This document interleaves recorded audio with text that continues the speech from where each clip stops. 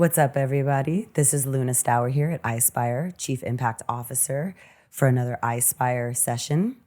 I am here today with Tracy Hayes. She is the Partnerships and Impact Manager at THC Design, and we are so excited to have you back. I know we chatted a little bit on our first Friday at when we were streaming for Twitch, and it's so good to have you back. Thank you for having me. Thanks for coming. So I personally am fascinated by your story. I think, obviously, we've talked about how your name has, kind of shaped your destiny in this space. How did you end up here? What are you working on? And tell us a little bit about your story. So my name is Tracy Hayes, and I'm from Brooklyn, New York. Hey. So a really popular strain back in the day. I won't say which decade. I don't want to age myself. But back in the day, everyone smoked haze. If you were from New York, you smoked haze for sure, purple haze to be exact. And so that was the first strain I tried when I was a young teenager. It's too Sorry, good. Mom. Sorry, not sorry. And so I just always knew, I was like, oh my God, I love this. I love this experience that I'm having. And I knew that I wanted to be in the cannabis industry in one way or another at a very early age. And so I actually went to school for fashion. I'm a FIT alumni, and I never suspected that I'd be here the way that I got here, but that's just life, right? That's how it'd be like that sometimes. So after working in beauty and fashion, I landed a gig at Vice Media. And then I was there for 2.5 years, and then I got laid off during COVID, and I came out to LA. And I met with a bunch of my friends from the Vice LA office, and I remember them all being like, and they didn't even know each other, and they were all like, Tracy, you need to work in cannabis. And I was like, what are you talking about? What is working in cannabis? In New York City, there was no such thing. Like, there was no corporations for cannabis. Maybe a delivery service, but it wasn't a whole ecosystem. It wasn't like a business, right? So, I mean, I don't want to say it wasn't a business. I'm sure it was profitable. But anyway, nonetheless, that concept was just so foreign to me. So I remember going back home and just applying for cannabis positions, being in New York, but applying for the jobs in LA with like my friend's address on my resume, finessing it. Just you knew it was just by any means necessary. Yep. So I got, I actually, after like, I want to say 2 months and maybe like 500 job applications, I finally heard back from THC Design. And it was so crazy because Not a bad one either. Right. And I remember being like, yo, I love this brand actually. Like, I had been introduced to it a year before by a friend who was like in town from Cali trying to give me pre-rolls. And I was like, absolutely not. Yep. Because you never had a good one. Why would you say yes? Hello? Yep. The market is full with shitty pre-rolls. Don't give me that. Like, don't come over here trying to give me your Dry, shitty pre-rolls. they canoe. Yeah. So I was like, no thanks. And she was like, Tracy, please take this. And it was a pack of THC Design XJ13 pre-rolls. What a strain too. So I remember trying it, Luna. I remember having that first experience. And I was like, oh shit, this is bomb. Yep. This is unlike any other pre-roll I've ever experienced. And I would actually pay for this. Game changer. And that changed everything. And I was like, THC Design, it's such a simple name, but it's like impactful. I really liked it. So anyway, a year later, when I was on that quest of like trying to find a cannabis corporation to be a part of, they were the first ones that like hit me back up immediately. Like if I applied at, 9 p.m. that night, they called me 9 a.m. that morning. Yep. I was like, oh my God, this is crazy. It was meant to be. Totally. So I got that job. That was 3 years ago, actually. Hey, me too. I'm at 3 years too. Yes. The end of this month makes 3 years. Congrats. Exactly. Thank you. I started right after Thanksgiving in 2020. So in the middle of the, COVID pandemic and all the things, I relocated from New York City to LA for, this opportunity. And since then, I've been a project manager. I've also had a short role as director of operations. And now I'm moving into a new role as a partnerships and impact manager, which is way more fitting for my personality and my passion, which I'm so grateful for the opportunity to be in, because this is where I feel like I'm going to excel. Yeah, you deserve it. Your voice deserves to be heard. And, as impact officer on my side too, I think that it's often an afterthought, right? Right. We build the business and then we say, let's make sure we're doing no harm, that we're giving back. Like having voices like you at the table in these important strategic moves is essential to keeping, purpose and passion and alignment to the plant key and central to everything that you do. And so it's good for companies like THC Design and Ispire to identify the fact that that's a need, you know, like that's a role that is necessary within our companies, you know, within our industry, really. Yeah, and both, right? Because we need it internally to, make sure we don't get too far on the business side or too far on doing things that have no direct ROI. We have to find that balance. 100%. And there's a lot of companies that just do things with no ROI, right? Like you've been to a million events that just had no rhyme or reason. And they're not around much anymore. Exactly. Because it's too much on one side or the other. And that's what the plant teaches us is balance, right? Like, yes, she produces abundance. Yes, she creates, bartering and trade and creates resources. But she's also here to heal more than just the pocketbook. And, obviously when you came out here in 2020, this is why it was so magical during the pandemic to see that we really were considered essential workers. 100%. We were floating the whole government. Their budget was being held and floating through COVID because of our revenue. So that's absolutely huge. And speaking of these challenges that we see in this space, I'm curious what you've seen recently, if you can think of anything that's kind of been something that's popped up and been an obstacle that you guys have navigated through to give people kind of a concept of, what we're navigating in the waters and how to move through it, because it's not an easy gauntlet to run. Right. I think that there's, it's funny. At the beginning of the year, there was an issue with our partners. Our retail partners were experiencing for the first time they had to pay taxes. Oh, right? Yes.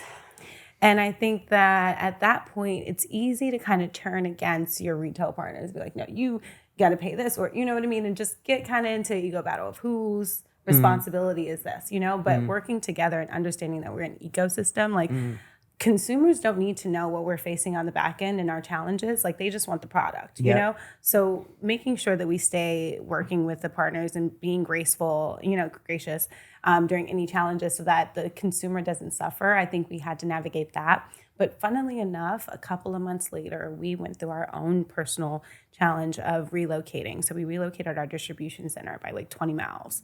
And it was a big feat. It was a large feat. A lot of things like kind of fell through, and partners didn't get deliveries at the time that we had normally promised. You know what I mean? Because we're just going through our transition. Precisely. And so because we had been so graceful with our partners when they were transitioning, they were able to provide us with that same kind of, grace when we were going through our own challenges. And that's the kind of thing that I love about this industry, because it's just like, we understand, like it's still in its infancy, like stages, you know what I mean? So we gotta be patient. It's like a baby, you don't yell at a baby. Exactly. You give it grace and really, we're mom and dad for the kids who are the consumers. Right. That's what I was thinking when you were saying that earlier. It's like, keep it together for the kids. Like, don't show them, like, don't argue in front of them. It's like, keep the drama, keep the doja drama free. Exactly. So, and I think that that's what we've been challenged with, but that's what we've been able to overcome, because we've been like, keeping shit drama free. I love that. And I love that this altruistic, we were talking about this earlier too, when we were off camera, that when you are aligned to a greater purpose that is bigger than you, and people know that and they see that, you become a team. And like in your title, it's partnerships and impact. Those words mean a lot.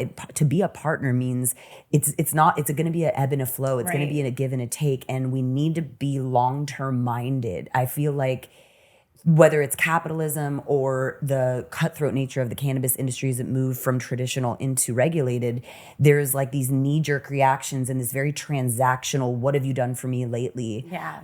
That's not helpful to real growth. And this is why I also love working with women in this space, is I find, not to gender essentialize, but in general, women understand the nurturing element and the relationship building, and kind of zoom out and make sure that everything is in its right place, and can kind of hold all those balances and make sure that we're building something. It's our nature, right? We're growers. It's in our nature to make sure that things can thrive.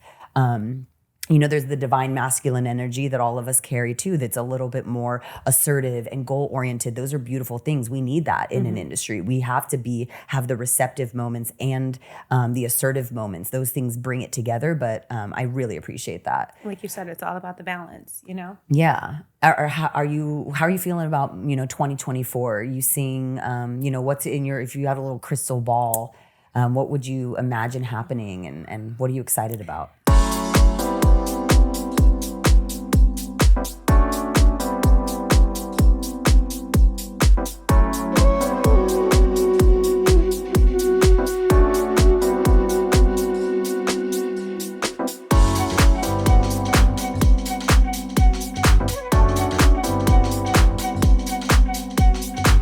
I'm seeing expansion. Like Nice. I'm just seeing expansion into different markets, even into NorCal. You know what I mean? Like making more of a splash there. You know, we're so heavy in SoCal and like people know us, but I want to, continue to show everyone across America, like what makes a good experience even possible. You know what I mean? It definitely comes down to like the grow technique and like that kind of, education level. Like how do we grow? And that's what I want to elevate more on or expand more on, like teaching people more about obviously like what's good weed versus what's shitty weed, right? But also like how do we create these experiences for you to have this at home replicated consistently every single time that you go to buy THC Design, you get good weed. Yes, that is the one thing that you know that you're going to get every time. Exactly. Yeah.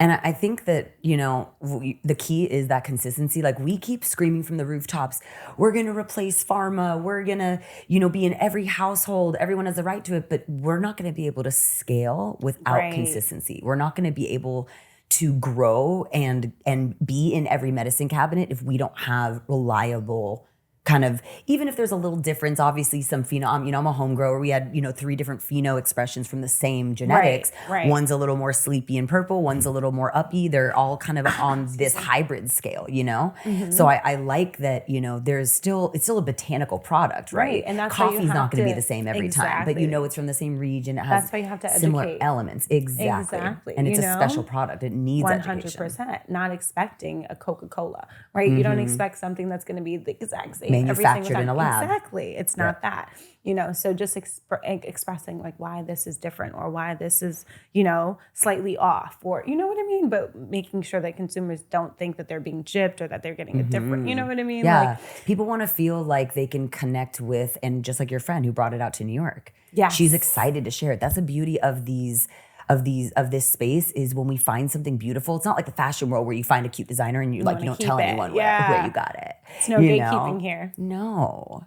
It's an abundant plant. She wants to share, and I think that that's so special that we're trying to embody that as much as we can. Yeah. Yeah. Do you guys know what you're doing on First Friday here tomorrow?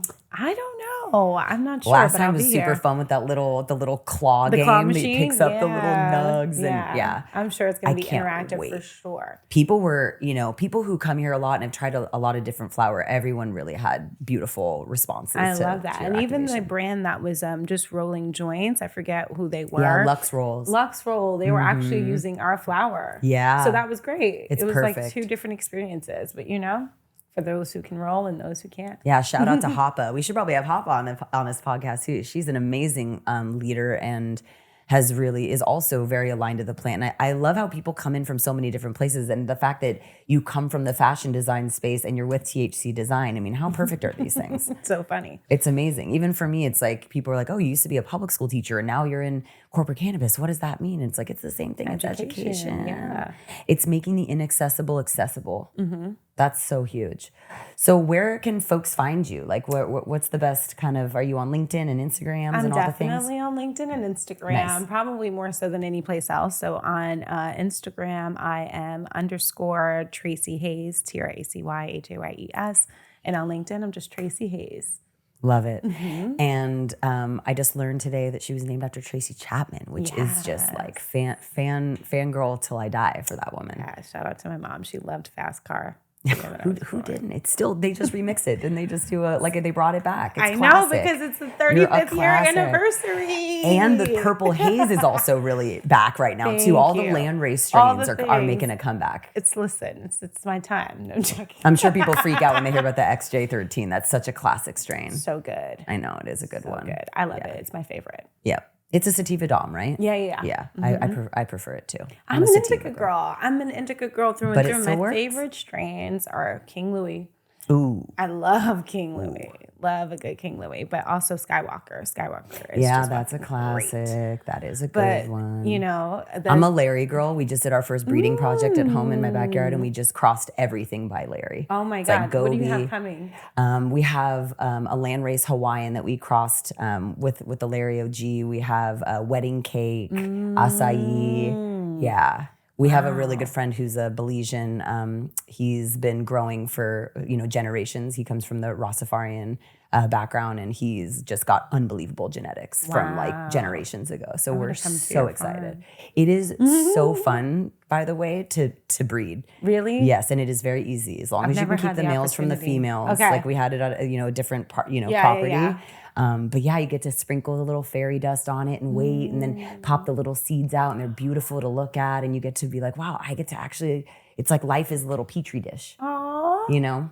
I want this experience. Yeah, it's really fun. Yeah, come. I actually brought some down with me. So when we hop off, I'll be sharing it. Yay! And thank you for all of you joining us. This has been a beautiful journey and drop in with Tracy and her experience that is really reflected in a lot of women and people in this space that are finding that purpose-driven work is always going to bring, they say love is lucrative, and this is how we prove it, right? And if you're not baking people and purpose into your triple bottom line, then your business plan is probably not going to survive very long in cannabis. 100%. So I appreciate and adore you so much. I'm so inspired by, and just this confidence you have that you knew that this was your place and that you feel at home here and that you feel like that you found your destiny. And that's why we're so lucky to be in this industry, is no one's confused about what their purpose on this planet is. We're very clear. We understand the assignment. We got the memo. Yep. Put us in, coach. So definitely give THC Design and Tracy a follow.